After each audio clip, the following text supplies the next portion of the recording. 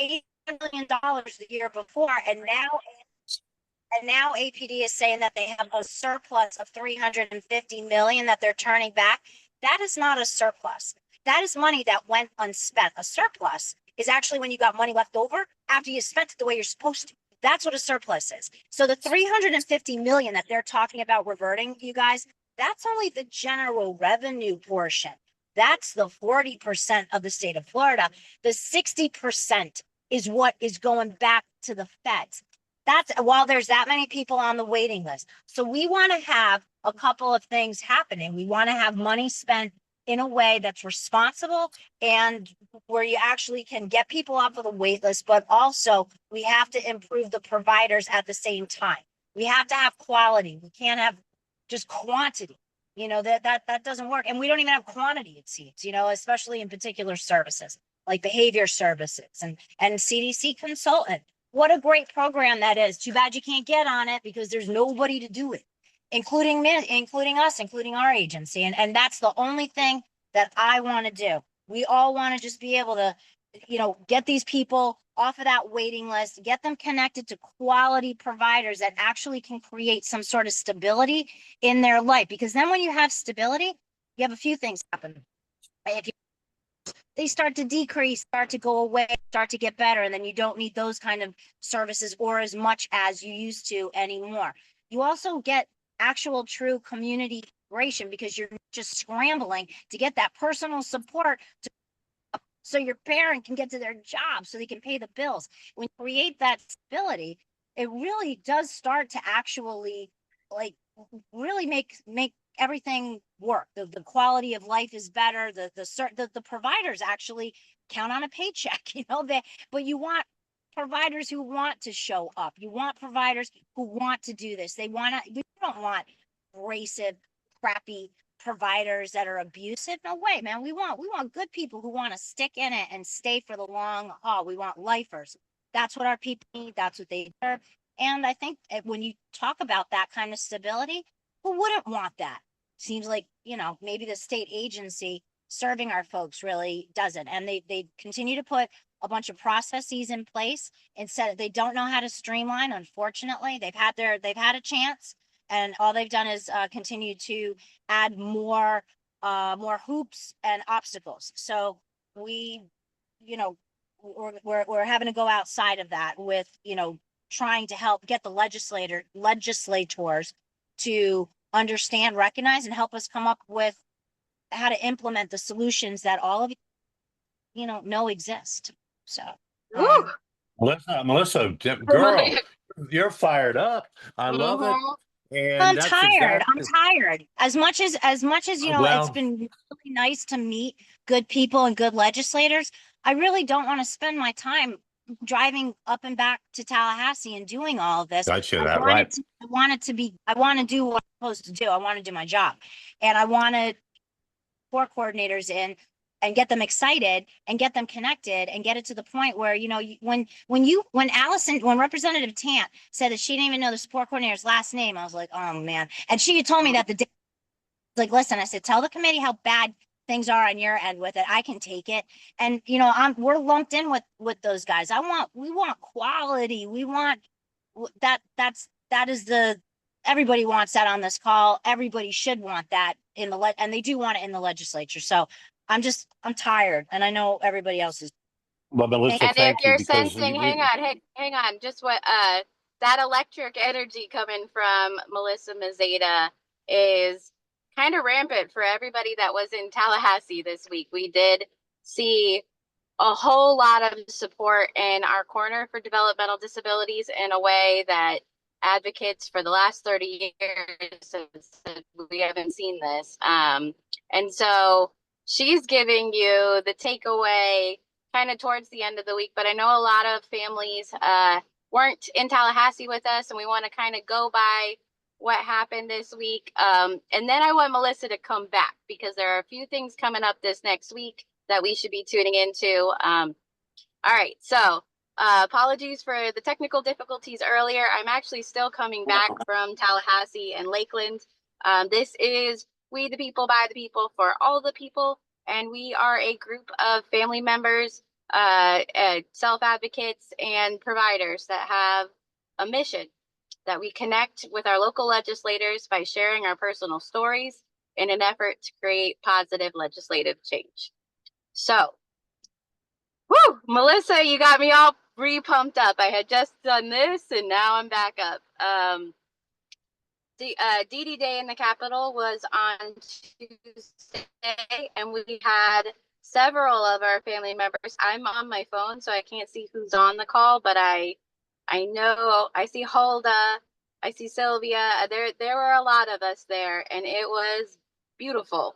I want to go ahead, if Tom, if you're all right with this. I had asked Sandy. Is Sandy on the call? Okay, well, Sandy, I'm here. I'm here. Oh, you're here? Great. Oh, you had shared a comment about your first time in the Capitol with us, and there were a couple of our families where this was their very first time to go experience DD Day in the Capitol, and Sandy and Michael were like right there in the thick of all the events. And I just wanted to, if you could share with families how this week was for you, and then we'll kind of like bobble into all the other things that happened. Well, the biggest thing for me to watch was to watch my son come into his own. I'm starting to cry thinking about it. I mean, that's how I didn't know I'd get emotional just saying this, but to see him, and it makes a difference to bring our kids because they would listen to me. But and that storyboard I put together helped him say what he needed to say. So I recommend we put storyboards together and carry them around, because it can be a prompt for them to say, because he then started I had the things if they wanted to read it, but he would see the picture and tell them, this is what I'm doing here, and this is where I had a problem, and here's where I'm advocating. But they listened to him, and they gave him more than 30 seconds. They gave him 3, 4, 5 minutes, and aides took notes, and it was awesome. It was overwhelming, but it was awesome. And I'm glad we stayed the second day, and I have some comments to help, but we need to figure out primers and stuff, but I'm glad I went.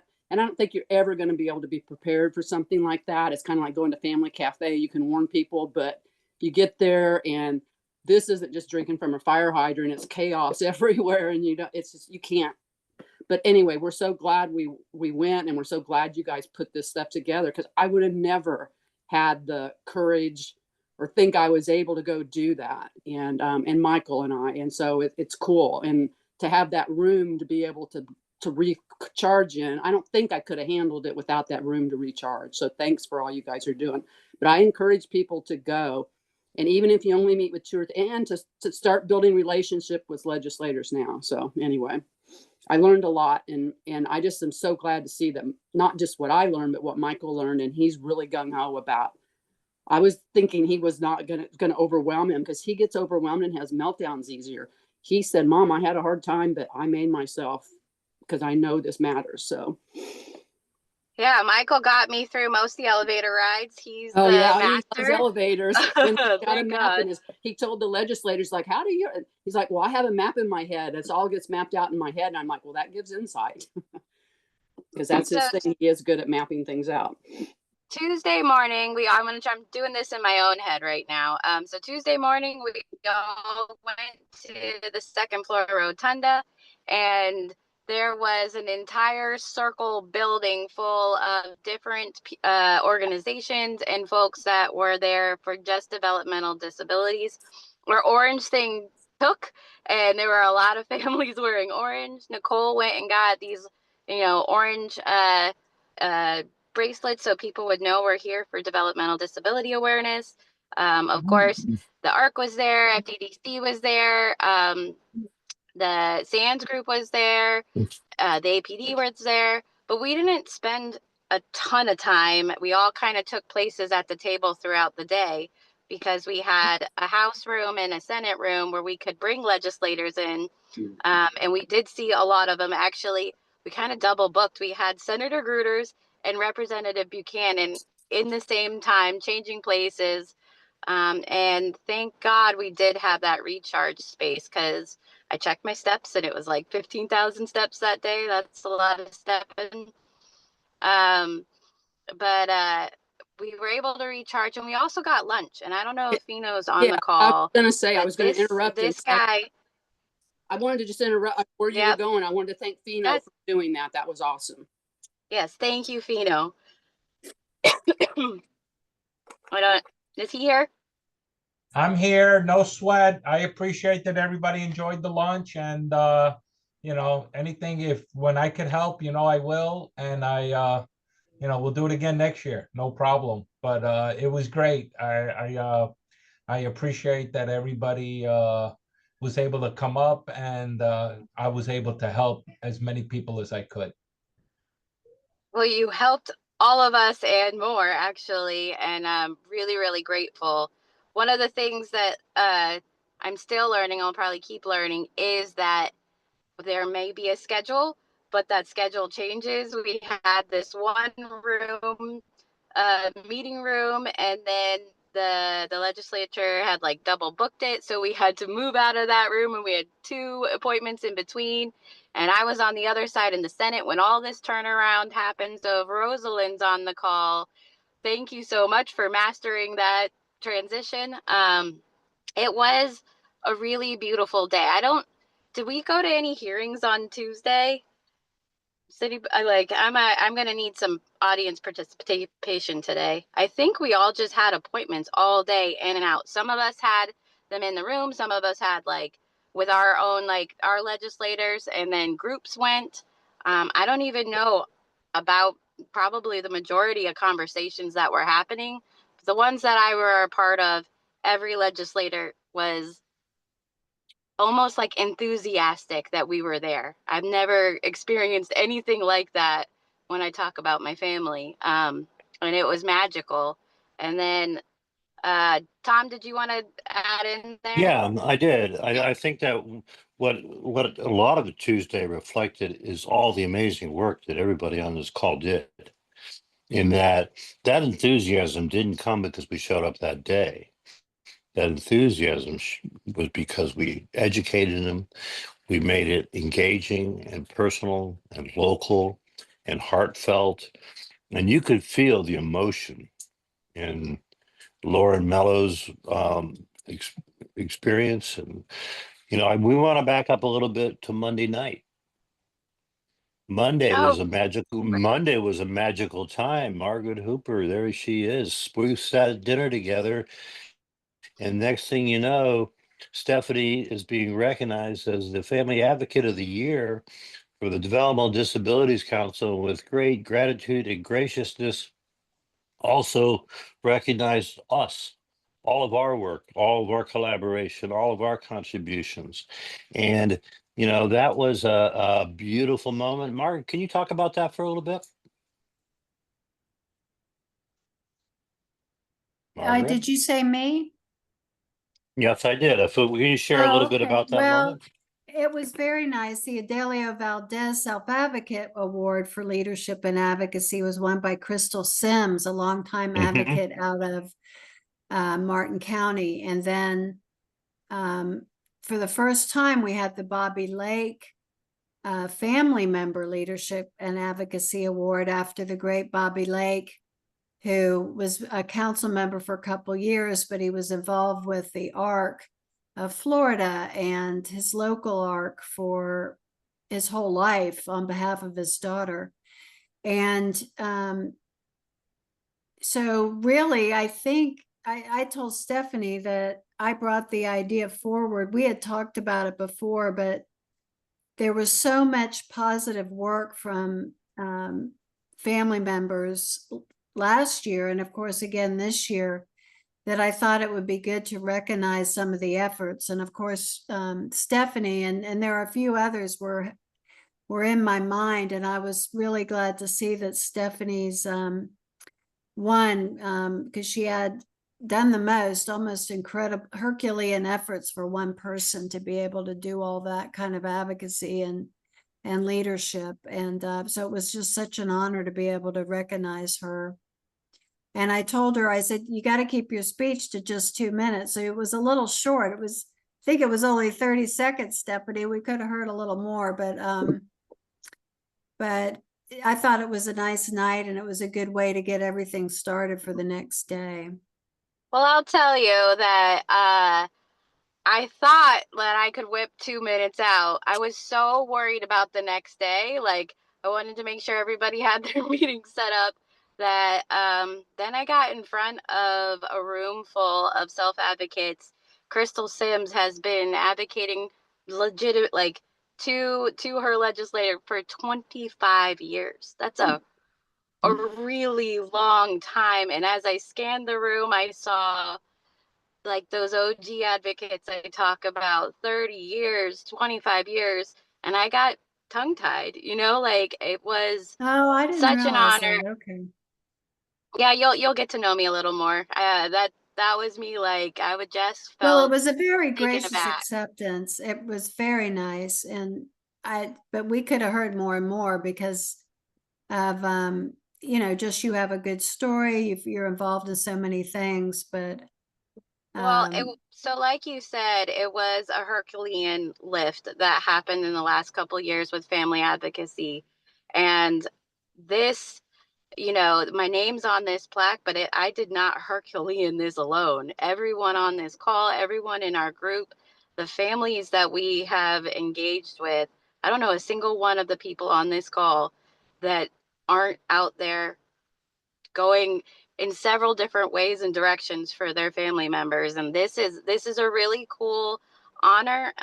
But this is my we the people, like no, this we was for us. appreciate that. And in fact, that you and Crystal both had already had reservations to come up, which just kind of proves the point of how involved that you all are. And, but I think that 2 nights before you were supposed to come up, you're sending me this huge PowerPoint on the legislative university.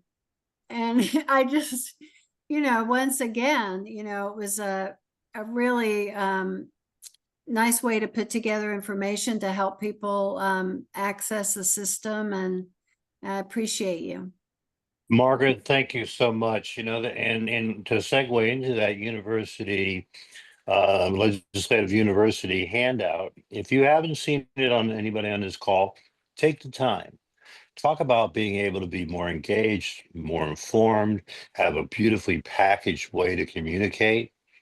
It is one of the reasons our effectiveness has been so impactful is if you can take communications, marketing, graphics, and passion, intelligence, and commitment, and a crazy, crazy personality, you end up with Stephanie. And that's the best thing we could possibly have asked for. So, on behalf of all of us, Stephanie, thank you. Your talents are immense. Your passion is so deep, but the truth is, the most important thing is that you care enough to hear, to listen, to think about it, to ask questions. And that whole environment of informed, engaged involvement by our legislature has been markedly changed by all the delegation meetings, all the videos, all the stories, all the communication. And we're not done. We're not done. What we're really trying to emphasize and what was building is a commitment to this population, a commitment to quality, a commitment to expediting the delivery of services in a quality way. Now, we're still got a long way to go. There are huge barriers. There's some strong political winds that we have to deal with around what's going to happen with Medicaid funding and all that's going to work. We don't have any control over that. What we do have total control over is the truth. Telling the truth about our family stories, offering solutions to improve the system. When we do that, it makes a huge difference and you can see it. Alan, what about you? Well, you were a big force there. It was a great couple days. I think we learned a lot. Well, we knew the legislature cares and wants to meet the needs of people with intellectual and developmental disabilities, but we also got to see, especially on Wednesday, APD answering questions that didn't make a lot of sense to us, the answers. And I'm getting the feeling they do not want to expand the number of people on the waiver based on the fact that they kept referencing the 350 million that they referred to as surplus. But I'm going to go along with Melissa and call it money not spent that was supposed to be spent on something. But when they say that 35 million went into GR, they're basically saying that they lost the match. So multiply that times double it plus. So that's where the 850 million comes from. When the legislature allocated that money, it was meant to be matched to get people off the wait list. And you could see from the questioning that they were surprised. They didn't understand how come they weren't following their instructions. And I had the impression that they want to give more clarity for the future. So I think that's good news. Education, I think transparency is going to be critical. It seems like there's less and less on their website. We had to pay, one of our ARC chapters had to pay like $300 to get waitlist information so they could apply for a grant. And I've sent that information to people so they can see what's happening. And this is stuff just so they know how many people they need to serve so they can ask for a grant. And so, I mean, that's real challenging. I think the iConnect meeting, which was, it must have been 2 hours plus just to talk about iConnect. And I think it's real telling that, you know, we all have healthcare and we all have medical access to our records and stuff. I know I do. Yet when they built this, that was the goal. So families would be the ones that could see what's happening in their lives. They're the only ones left out. They don't even have access to their own information. And that was purposely taken out because that was the goal of the initial proposal to get someone in there. But there's so many different things happening with housing, with transportation. And I know Margaret has initiatives that she's supporting. There's access, there's transparency, and all that stuff that you guys did there last week is impacting it. Because this week we're following up. I'm meeting with Ben Albritton's staff this week. I'm meeting with the chair of the IT budget committee. I'm meeting with different people, but a lot of people are, and we're just validating what you said. We're going in there and saying that what they said was accurate. And I think it's having a big impact. And Stephanie, congratulations. You're amazing. And I know you want to give credit to a lot of people, but it's good to have a leader like you. So thank you. You're welcome, You know- and thank you, Alan. I want to circle back to what Alan's talking about. On Tuesday, we had the big day where all the legislature came in, and then somewhere in the day, Doug, the guy that came on at our last meeting, was like, hey guys, there's 2 really important meetings. So anybody that can hang around the Capitol tomorrow, there's going to be a meeting in the morning for providers, and that's about that iConnect system, which is heinous, for lack of a better word. And then they had the House Budget Subcommittee. If you go on the Florida channel and search that, like in their video playlist, you can look up the House Budget Subcommittee. I've seen these things on TV, but it was a whole other experience to be right behind the leadership of APD answering these questions with like word salad.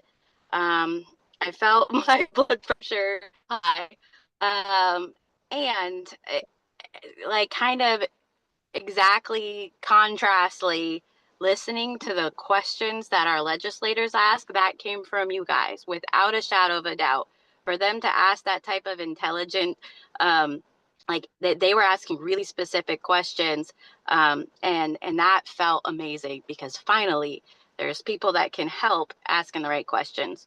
So if there were one video meeting to watch this week, I think that would be a really helpful one to kind of get a state of the states with the agency. I just put it in the chat, Stephanie. Oh, thank you. Yeah, because I'm in the Sonny's barbecue parking lot. And Steph, just to continue what you guys were saying regarding this meeting on Wednesday, it's amazing. I was really paying attention, and how APD was throwing out pre-enrollment, and every representative was saying the waiting list. Not one that I caught saying pre-enrollment. Nobody used that word pre-enrollment. The only people that used that word was APD, where every representative was saying, let's work on this waiting list. That's all I heard was the word waiting list. So that kind of tells you that they're on the ball, and whatever we're doing, we're definitely hitting a nerve.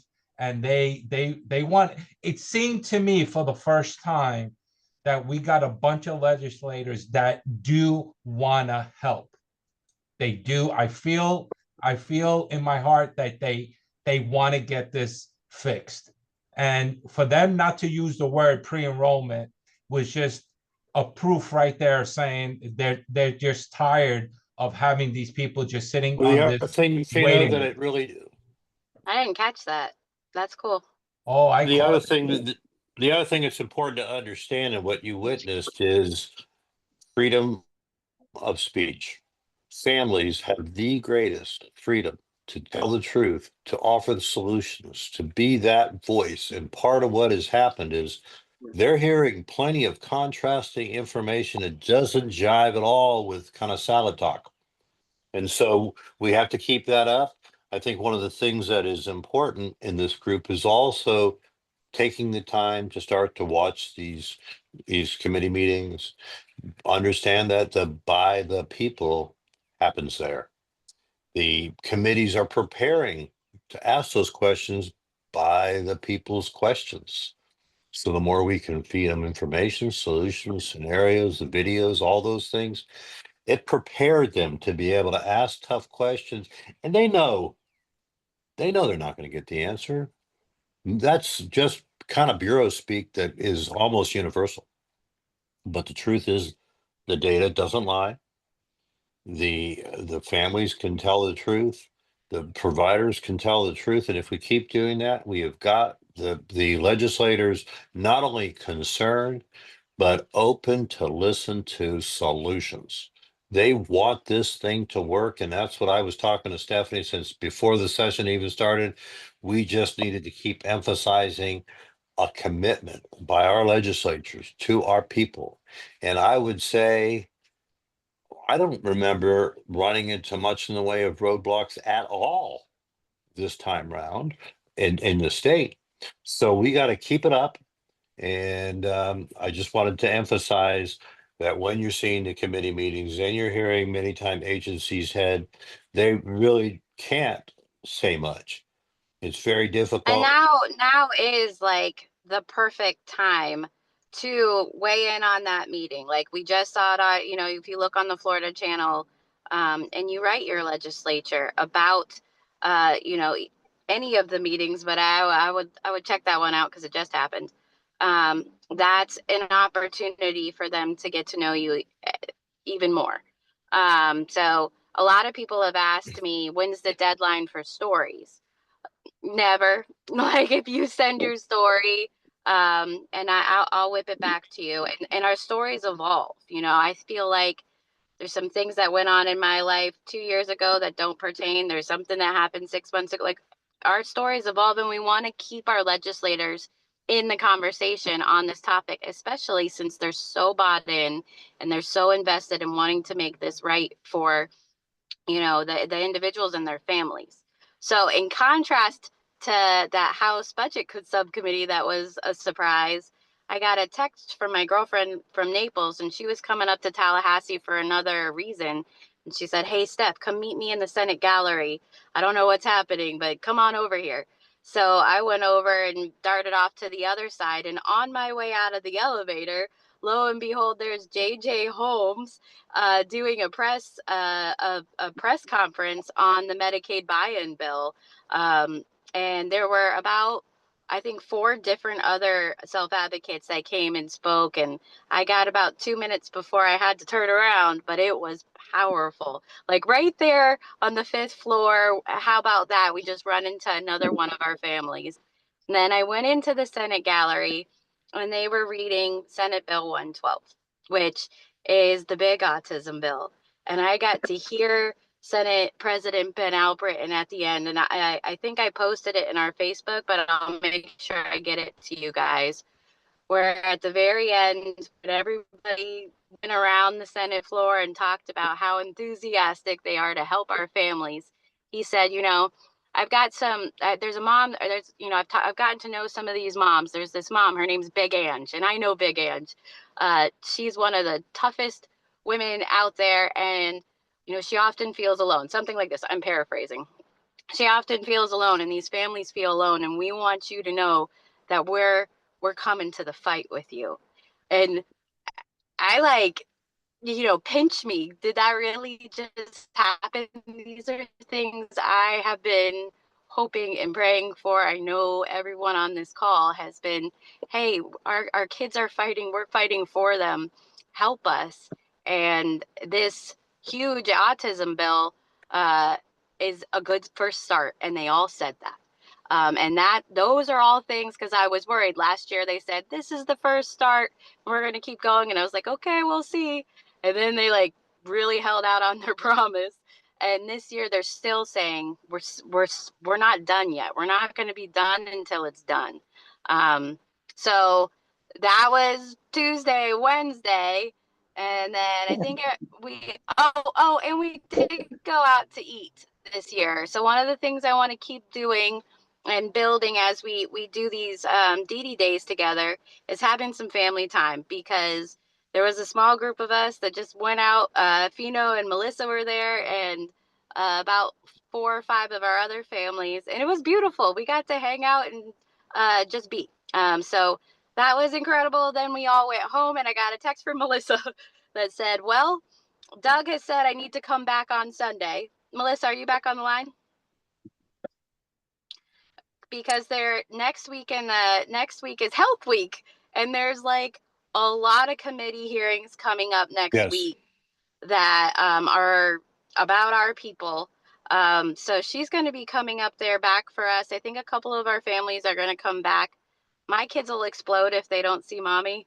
So I can't come next week, but I would highly encourage everyone to look at hopefully somebody's link on the meetings, Alan. Can you put the schedule out there? And we'll keep filling you guys in if you're on our Facebook page, and I'll feed. Melissa's been trying to really help me with emails. If there's any family member that has the ability to send out these updates via email, we could really use some extra hands. This is good work and it's worth it. But need some extra hands. But anyways, I'll make sure that gets out there, because these upcoming committee meetings are going to be talking about some of the other bills. And I want to make sure I say one more thing, and then I'm going to throw it back to Tom, open it up. If anybody had questions, I can't see the chat. So if somebody could help cover those questions, that'd be helpful. What was the last thing? Oh, here's the last thing. At 4:00 today, the Family Cafe does their weekly legislative talk webinar. And this is like a high level of policy discussion, which I highly encourage, if you're able to, be on that call today from 4 to 5. They do record it, so we can post those on our page as well. But this is a way for us to just keep going. I feel like we all sound like, blah, blah, blah, blah. And so if you're confused, if you need any clarity, if you have any questions, please feel free to get in the conversation. If you have no idea what we're talking about, also feel free to ask those questions. This is a lot. It's been a big week, but this is the work. This is the worth it work. I feel like we got a bunch of cookies this week. So I'm really grateful for everyone on this call and everything that we have all been doing this year. And Tom. Well, okay, so next week we have committee meetings, and one of the things that's going on is that we talked about having a presence throughout the session and trying to help get people to Tallahassee, not to just sit and watch the process, but to communicate, to participate, to testify. So we're excited with folks like Alan and Margaret and others that can help, and Melissa and Doug. There's kind of the legislative pulse folks that are there all the time that are in the middle of all of it. And we're going to rely on all of you to help identify, here's where we really need somebody to speak. Here's specifically what we need to be supporting, or here's a concern. We're not there every hour of every day like you all are to be able to do that. But for instance, I'm going to be up there Tuesday, Wednesday, and Thursday next week. I'm going to step away from some of the activities I'm there for with Equality Florida, and sit in on a few committee meetings, and speak. So if we can do that, it's a really, really important time. I can only say not more than once, but 1,000 times how proud I am and how inspired I am that it feels like we're getting back to the way it felt when we started. That there's an excitement, a solution. And one of the things that we still do have to remember, there is a wait list. There is an internally built conflict between the haves and the have-nots. Until we can free up that system to be able to address the needs as they are, not create that conflict of deny, delay, discourage, and that the intent is the implementation, we're going to have to keep working on that. It's a lot of money. It's a lot of work. But you have to remember the Medicaid waiver is the alternative to institutional care. It's not all or nothing. There is that option. And we have gotten people's hearts. We need to keep going with solutions. We need to be honest. There is some impacts potentially coming up with how Medicaid managed care and those things may impact some of the budgeting, projectioning things going forward, which could be good for making it less of a discretionary program. And we're going to see how all that pans out. We don't have a leader yet at APD. At least I don't not aware of today, unless one was appointed today. Is there someone acting out, as the interim? I think we're thinking, right now the person they've assigned to set meetings with people that want to meet with the agency head is Lorena Fulcher, but they haven't announced anyone. But that's who my meeting with next week. I normally have a monthly meeting with the agency head, and that's who scheduled and set the meeting. So I'm thinking she's the go-to person until they say different, for me at least. Okay. And I have some other exciting news to share. The consumer-directed care is something that is near to my heart. I was involved in the original authoring committee that developed the pilot. I've been on the quality assurance committee for decades. And at one point, it was an incredibly engaging, meaningful experience, and it grew to be a frustrating, non-productive, and eventually canceled experience. Well, we have a new director of the CDC Plus program. And with that came the announcement that the Quality Assurance Committee is starting to meet in 10 days. And so one of our goals is to make CDC accessible to all families. And so the issues around support coordination and consulting and how that's going to work, looking at what are the disincentives to CDC, are things that I need folks to filter to me, feed me, because I'm at the table and I am not quiet. And again, one of the reasons for the surplus is under the I budget. If you don't use it, you lose it. And when you lose it, it reverts. Under CDC, it goes back into savings. So there's currently an 8% reduction in CDC, which is like 1 month's worth of funding. But when you look at the impacts on iBudget in the provider capacity or the lack of, there are many months where families are not utilizing their budgets because there's no providers, there's slow processing and those types of things. So with that in mind, we need to be able to provide a viable option. That last year in legislature, they said, we're going to tell everybody about CDC. It's something that's part of our process now. We've got to tell them about CDC, and it's been an exercise in frustration. So we need to be able to help activate that system, because that also provides capacity building in rural, underserved, and medically and behaviorally complex individuals that don't have the systems of supports in their communities, yet families are being destroyed.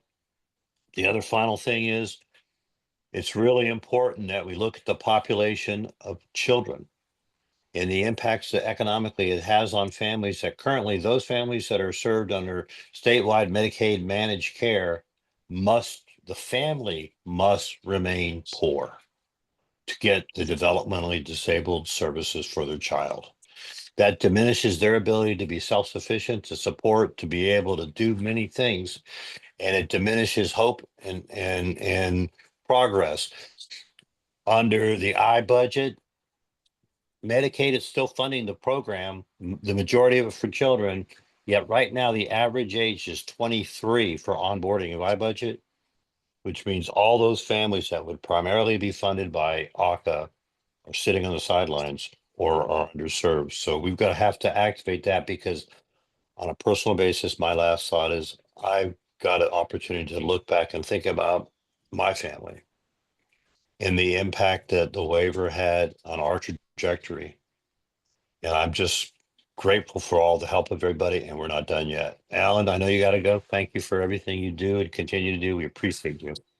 And hey, Tom, Go right ahead. Are you busy on Wednesday at 11, between 11 and 1 this week? Should I be? I'd like you to come to Area 4's Family Care Council meeting. We do have quite a few families who utilize CDC Plus, and I think it'd be a great opportunity for us to ask if there's any information they would like to share with you that you can bring to the table. I think that would be a really impactful opportunity if you're available. Send me that invite. I am up doing work through Quality Florida that day, but I would certainly be glad to step away. I may not be able to participate for the full 2 hours, but I would certainly be more than happy to call in and do a download upload. Yeah, no, I won't make you participate for 2 hours. I won't bore you like that. If you could just pop on for a little bit, that would be great. But that's another thing that's very important, Anna, that's coming up, is the continuing reinvigoration and the efforts to reinvigorate engagement by families. Family Care Listen, I've been Council is a working perfect hard at example. this for 2 years, and it took me 2 full years to re-engage APD and to get them back to the table to even, talk to Family Care Council and mention us again. And it was an uphill battle. Yeah, I would love to see this continue to grow. I love all the work you guys are doing.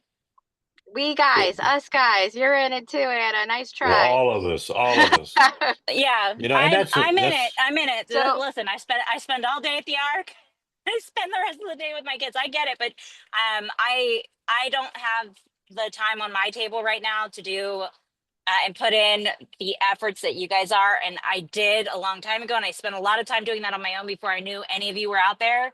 So I just appreciate it. So thank you. I think we all did, and no one has the time to do it all, right? So that's you being on this call, picking your kids up from school every week, definitely is a part of this, and everybody can do what they can do, and that's the beauty of this group, is that we're all kind of like little moving parts, and we all have our roles to play.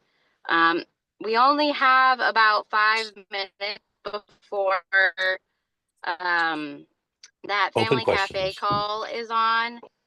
So if you want to, I don't know how to control my telephone on this. So if you want to just say hello, talk, ask question, Yeah, Tom. we're gonna moderate ourselves. Tom, this is Fino. You mentioned the CDC. I need to have a conversation with you, because I have quite a few CDC clients that we work with, and I've been running into I won't say issues. It's not an issue, but it's an accounting nightmare, because what happens is a lot of my clients have direct deposits, and when the direct deposits come in, we have no clue from my bank. We have no clue who it's coming from. So the way we keep track of it is basically we just match the numbers. You know, if we get a check of $233.90, we have a spreadsheet and we just look down, and whatever matches it, that's where we post it to. I mean, it's been a nightmare trying to figure out who I speak with and what do I do. As a matter of fact, I just sent an email to one of the representatives because I was explaining to them the situation I go through when I get these direct deposits. So I don't know where the problem lies, but lies, Pino, in the fact that the problem lies in the fact that APD is not going to fix something that would make sense. It would make sense for you to be able to, it would make sense for you to identify those expenditures with the right client, but they don't even put the number on there. And, you know, I wanted to just say one thing. Can I interject for a second? About, It's Adrian. Can I interject for 1 second and give you a solution? Adrian. Hey, real quick. The answer to your problem is that the representatives get a pay stub for each individual, whether it's a directly hired person or a vendor, and that representative has the responsibility to be sharing that timesheet or pay stub with you. And that's what was told to me. But that's okay when you have 3 or 4 clients. When you have 50 and 60 clients and you're trying to chase pay stubs, my only question is, do they have a portal? Like, we get paid twice a month. They have a run of X amount of payments. Is there any way they could send me an email saying, here's the run you just had yesterday, here's all the clients, and here's the date of service? I understand what you're saying, and they told me exactly what you're saying to me, but trying to chase them and trying to get that check, trying to have them send me that check stub is a task, because and it's silly. It's silly anyway. It's silly. It's something that APD could do. It's something that they should. If you're getting paid, the identifying number should at least be with it. They could at least do that. The one thing I want to make sure that everybody, please don't use that word surplus with APD. It's unspent money. It's really important that we don't continue to refer to that as a surplus.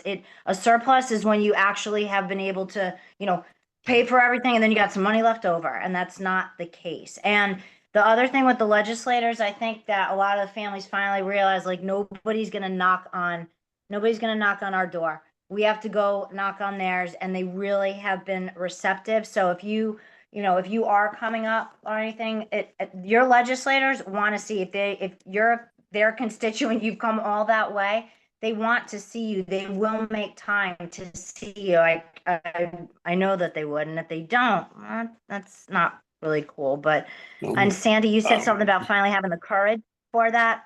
I'm glad that you and Michael did what you did, and I'm glad that you guys are willing to continue to go. So, and we want to come back, and I just put in that we want to come back, and we just put in the chat. Is there a central place that or a group text or something? Because I don't have time to be monitoring Facebook and looking through 50 posts of, hey, we need you to show up for this. I may or may not be able to, but somewhere where we get the heads up when we can out to the parents that are wanting to be to go if it works out. Like an alert. Yeah, an alert. So we'll end with that so we can get on this family cafe let's talk call. But hang tight, because right before we went to DD Day, I purchased a website, fldadvocacy.org, but we will have a system of communications come soon. For now, to be perfectly honest, the bandwidth that we have is the Facebook group, and also Melissa's been trying to send out emails, and granted, you got to understand, she owns a QO organization with a lot of people under her. She's in and out of Tallahassee. I also have a pretty full plate, but we will make it. So come next year, we're going to have a much better plan. I think last year was like we'll see. And this year we really arrived, and it's time, after this session to strategize and organize so that we can make this better. I know some of the thorns that I heard, and I do want to hear about this from families. Some of the thorns that I heard was, I wish I knew about this meeting. I wish I knew about that meeting. And that is completely understandable, and something we're really going to work to coordinate. And also there's other events around the state. Even though this is kind of our big day, Family Cafe is coming in this summer. There's ARC advocacy days in Disney. There's a lot of opportunities. If you can't get, it takes me 8 hours to get to Tallahassee. I'm still getting home. If you can't get to that point, we're going to continually offer opportunities for families. I will do one quick announcement. Joe McCann, who's going to be leading that Let's Talk call, and shoot, right now we got to go. Anyways, he is going to come down and do some advocacy series with us as well. So I want to make sure everybody can get off. If you have to log off now, go ahead. We will be here next Friday and every Friday from 3 to 4 through the end of session on May 2nd. Thank you guys so much for being here, and we will see you next Friday. How about a pin? Thank you. How about a pinned post on Facebook? Maybe that'll help. You will send Okay, I'll follow I with try you. to We'll do figure that something when I out, can. Okay. Well, I'll help where I Bye-bye. can too. Okay. I know. Okay, girl, Bye. you're in. Let's get on the next call. Bye. All Thanks, right, everybody. bye.